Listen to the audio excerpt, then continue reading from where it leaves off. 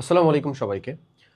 যখন তুমি পড়াশোনা কেবল শুরু করতেছো তখন একটা খুব কমন কোয়েশ্চেনারিজ আমাদের মধ্যে অ্যারাইজ করে যে ভাইয়া আমি এক্সাক্ট গাইড বইটা কখন পড়বো? আমি তো কোনো একটা পাবলিকেশনের গাইড বই কিনছি অথবা আপনাদের অল ইন ওয়ান মাস্টার বুক আমার কাছে আছে। তো আমি গাইড বইটা এক্সাক্ট কোন সময়টা থেকে পড়তে পারি বা প্রতিদিন কি আসলে আমার পড়াশোনার ভিতরে গাইড বইটা অন্তর্ভুক্ত করবো কিনা? এক্সাক্ট মানে এই গাইডটা নিয়ে আমার আসলে উপকার কি? শুধু কি বই পড়লে আনা বা শুধু কি গাইড পড়লে আনা? হিউজ এই কোয়েশ্চেনের রেঞ্জটা হয় না? আজকের এই ভিডিওর ভিতরে ইনশাআল্লাহ তোমার এই সকল কোয়েশ্চেনারিজগুলো ক্লিয়ার হয়ে যাবে। চলো শুরু করি। এবং হ্যাঁ, ভিডিওটা শেষ অবধি দেখো, কারণ আমি তোমার কাছ থেকে বেশ কিছু ইনপুট নেওয়ার ট্রাই করবো আর কি, যেটা আমাদের ফার্দার কন্টেন্টে অনেক বেশি কাজে লাগবে আসলে। সো চলো, আমি যেটা বলতেছি, তুমি চিন্তা করতেছো গাইড ভার্সেস মূল বই। আসলে প্রশ্নটা ভুল, লিটারালি প্রশ্নটা ভুল। বিলিভ মি অর নট, মূল বই enough. Enough for what actually? মূল বই এনাফ তোমার লেটার মার্কের জন্য। লেটার মার্কের জন্য তোমার মূল বই এনাফ। এটা অ্যাকচুয়ালি একটা চরম সত্য কথা, মূল বই এনাফ। এখন আমাদের এক একজনের যে মেধা, চিন্তা শক্তি, চিন্তাধারার রেঞ্জ, সেটা টোটালি ডিফারেন্ট। অনেকে এমন আছে যারা একটা কোয়েশ্চেন দেখার পরে, একটা জিনিস বোঝার পরে, মানে একটা থিওরি বোঝার পরে ওখান থেকে কোয়েশ্চেন কেমন হতে পারে সেটা তারা নিজেরা বানাইতে পারে। সবাই কম বেশ পারবে, বা এটা পারার রেঞ্জটা হচ্ছে, ভালো করে বুঝো, এটার পারার রেঞ্জটা হচ্ছে মোর অর লেস 70% আপ।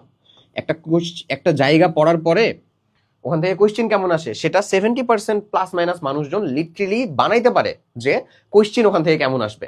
বুঝছো? আচ্ছা, এখন কথা হচ্ছে যে বানাইতে পারে এতজন, বাট বানাইতে চায় না। বানাইতে চায় বা বানায় আসলে লিটারেলি 10% বা তার থেকেও কম। এই জিনিসটা বুঝতে হবে। মানে এটা তো একটা মানে অতিরিক্ত আসলে তোমার জন্য প্রেশার বা প্যারার কাজ কাজ না। ওটা তো তোমাকে সহজ করে দিছে যে পাবলিকেশনটা, তোমার ওই বড় ভাইটা যারা গাইড লিখে দিছে তোমাকে, যারা ওই যে বিভিন্ন স্কুল কলেজের যে কোয়েশ্চেনগুলো আছে সেই কোয়েশ্চেনগুলোকে অ্যাড করে সলভ করে দিছে যারা, ওনারা এই কাজটা করে দিছে না। এবং তুমি তো জাস্ট কিছু নামমাত্র কিছু টাকা দিলে ট্রাভেল করতে পারবা। দেন হোয়াই দো তুমি এত প্যারা নিয়ে আসলে ওখান থেকে কোয়েশ্চেন করবা, এবং আদৌ তুমি যেটা ভাবছো সেটাই যে সঠিক হবে? সঠিক হয় ম্যাক্সিমাম ক্ষেত্রেই হয়, কিন্তু প্রত্যেক ক্ষেত্রেই যে হবে এমন তো না। তোমার সাবজেক্ট তো খালি এক কেমিস্ট্রি, এক বায়োলজি, এক ফিজিক্স না, কতগুলো আছে, বাংলা 1, বাংলা 2, ইংলিশ 1, ইংলিশ 2 আছে না? দ্যাটস ওয়াই আমরা গাইডটা অবশ্যই নেই। তাই আমরা বলতেছি মূল বই এনাফ, গাইডও আমাদের লাগে, কিন্তু গাইডও আমাদের লাগে। নাহলে তো এত পাবলিকেশনও চলতো না, তাই না ভাই? বলো, গাইডও আমাদের লাগে। তাহলে গাইডের প্রয়োজনীয়তা তুমি বুঝলা। নিরপেক্ষ মানে হচ্ছে যে কি বলে, পরোক্ষভাবে প্রয়োজনীয় কিন্তু প্রয়োজনীয়, পরোক্ষভাবে হইলেও মেইনটার মতন ভাবে প্রয়োজনীয়। এখন কথা হচ্ছে তাহলে তুমি এটা এখন কখন পড়বা? এটা আসলে কোশ্চেনটা ভুল, যে গাইড পড়বো নাকি মূল বই পড়বো। পড়তে হবে তোমাকে দুইটাই, কোনটা কখন পড়বা এটা হওয়া উচিত কোশ্চেন। বুঝছো? আসলে কোশ্চেনটাই ভুল, কখন কোনটা পড়বো সেটা হওয়া উচিত হচ্ছে কোশ্চেন। তো ওটাই আমি এখন আলোচনা করবো, যে তোমার আসলে শুরুটা কিভাবে করতে হবে, গাইড বইটা তোমাকে কোথায় হেল্প করবে। শুরুতে অবশ্যই ভাই মূল বই, মূল বইয়ের বিকল্প কিচ্ছু নাই, শুরুতে মাস্ট বি মূল বই। ধরো তুমি একটা জাস্ট র্যান্ডম আমাদের ইউটিউবে যাও, একটা ক্লাস দেখতেছো, ধরো এই যে আমি এটা ধরো চালু আছে, এখান থেকে তোমাকে দেখাই। ধরে নাও একেবারে শুরুর অংশ, পথের গঠন, একটা সেকেন্ড চ্যাপ্টার শুরু করা হচ্ছে। আচ্ছা, এখানে যে এই যে শুরুর যে আর কি, মানে যে যাওয়ার যে ফ্লোটা, শুরুতে যে যে যা কিছু যাচ্ছে, শুরুতে যা কিছু বলা হচ্ছে, বিশ্বাস করো তুমি তোমার বইটা খুলে দেখো, বোর্ড বইটা, হুবহু তুমি মিল পাবা। হ্যাঁ, বোর্ড বইয়ের থেকে অনেকটা সামারাইজ করে দেওয়া আছে, প্লাস অনেক জায়গাতে কোয়েশ্চেনাইজ অ্যাড করা আছে। তাহলে সামারাইজ করা হলো কই থেকে? বই থেকে।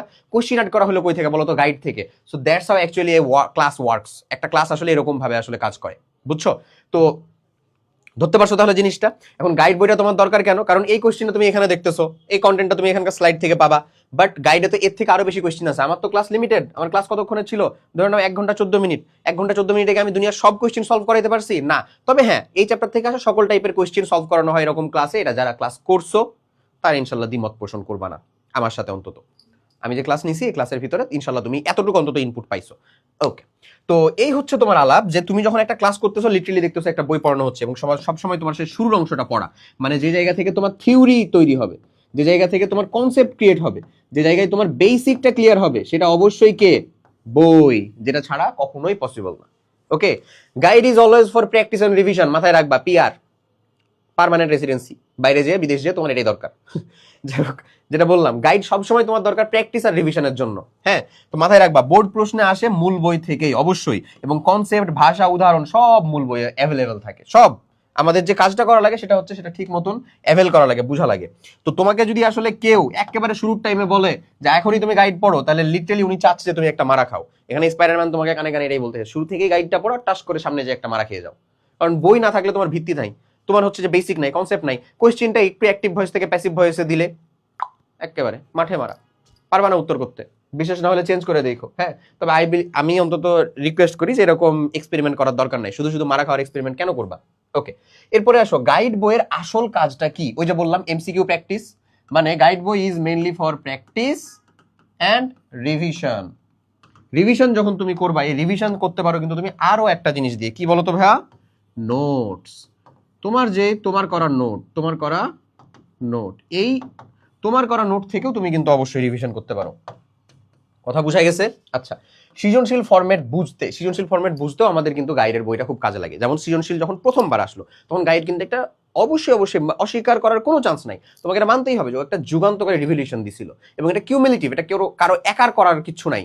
হ্যাঁ, মানে সকল সাবজেক্টের সকল এক্সপার্টিস মানুষজন মিলে টিলে একটা জায়গা থেকে একটা কোয়েশ্চেন কেমন হইতে পারে সেটার এক্স্যাক্ট ধরন বলে দেওয়ার চেষ্টা করা। অবভিয়াসলি এটা একটা হার্ড স্টেপ ছিল এবং তারা এটা কমপ্লিট করতে পারছিল। ওকে, যখন প্রথম সৃজনশীল আসলো, আমার মনে আছে আমি যখন ক্লাস 6-এ পড়াশোনা করি, 5 থেকে 6-এ উঠলাম, তখন প্রথম হচ্ছে যে এই যে সৃজনশীল কোয়েশ্চেন আসা শুরু হয়েছে আসলে, ঠিক আছে, ক্রিয়েটিভ কোয়েশ্চেন রাইটিং।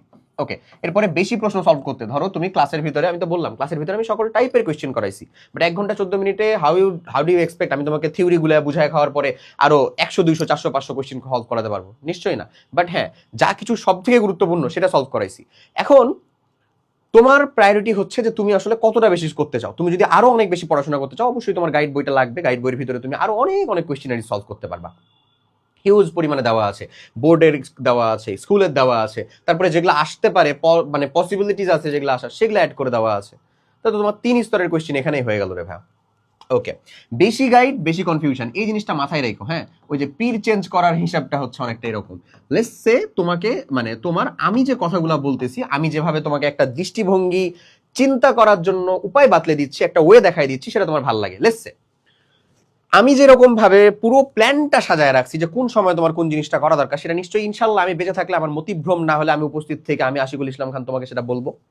এখন তুমি দেখা গেছে তুমি শুরুর অংশটা আমার সাথে ছিল, মধ্যের অংশটা তুমি আরেকজন যে ভাইয়া যেভাবে তোমাকে ডিরেক্ট করছে ওরকম ভাবে গেলাম, পরবর্তীতে আরেকটা পীরের কাছে গেলা, পরবর্তীতে আরেকটার কাছে গেলা। এই ডাইভার্ট হতে থাকলে বিশ্বাস করো তোমার নৌকা তীরেই থাকবে, ইনশাল্লাহ ওই তীরে পৌঁছানোর কোনো চান্স নাই। মাঝপথ তো দূরে থাক, তীরেই থাকবে। কারণ প্রত্যেকেই যখন সেখান থেকে শুরু করছো, তুমি তো খাপ ছাড়া হয়ে বুঝবা।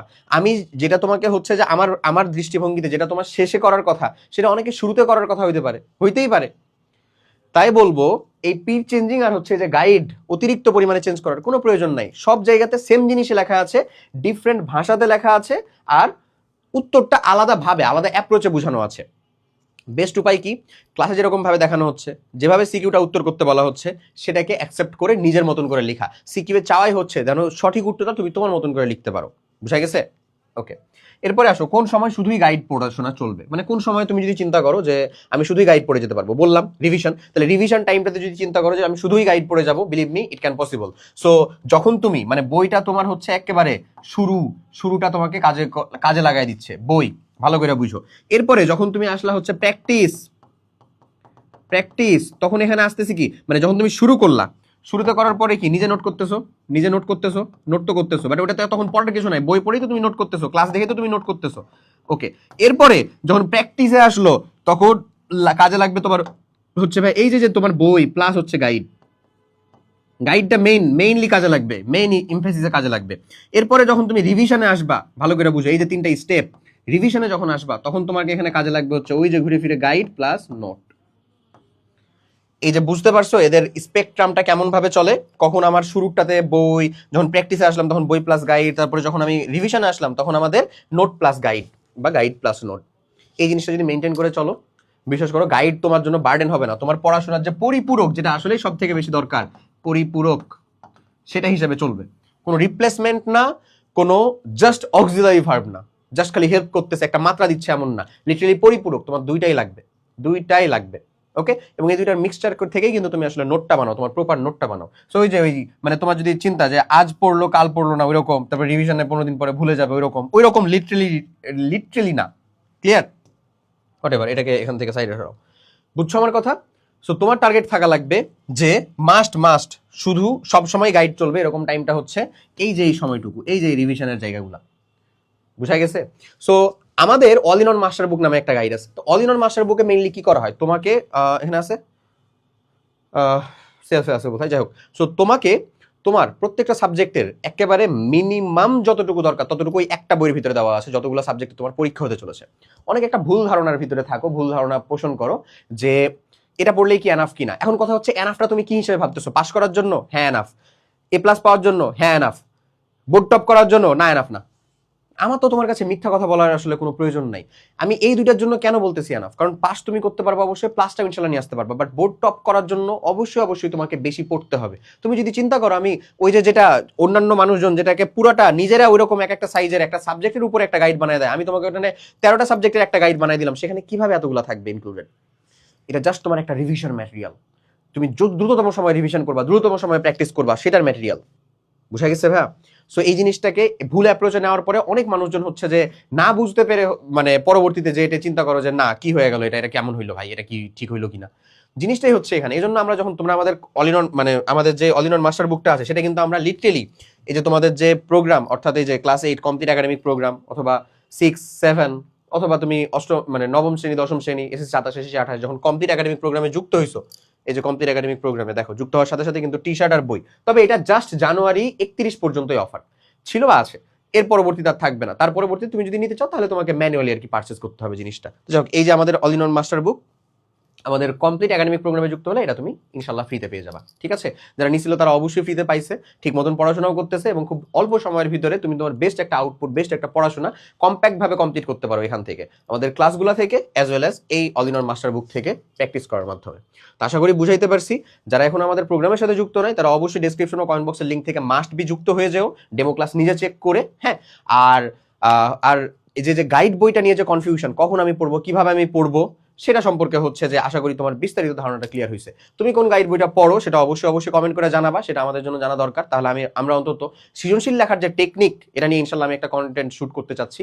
তো সৃজনশীল লেখার টেকনিকে আমি ওই গাইডের আদলে অবশ্যই বানানোর চেষ্টা করবো। হ্যাঁ, তো তুমি কোন গাইড বইটা পড়ো অবশ্যই কমেন্টে জানাবা, ফেসবুক হোক অথবা ইউটিউব হোক, যেখানেই থেকে তুমি দেখো না কেন অবশ্যই জানাও। যারা চ্যানেলে আমার নতুন তারা অবশ্যই চ্যানেলে সাবস্ক্রাইব করবা, বেল আইকন চাপা দিয়ে রাখবা, কারণ তুমি তোমার এসএসসি পড়াশোনার জন্য, স্কুল লাইফের পড়াশোনার জন্য টোটাল গাইডলাইন, টোটাল মডিফিকেশন আমাদের থেকে বেশি অন্য কোথাও থেকে ইনশাল্লাহ আর পাবা না। বুঝা গেছে? সো সবাই ভালো থাকো, আল্লাহ হাফেজ, আসসালামু আলাইকুম।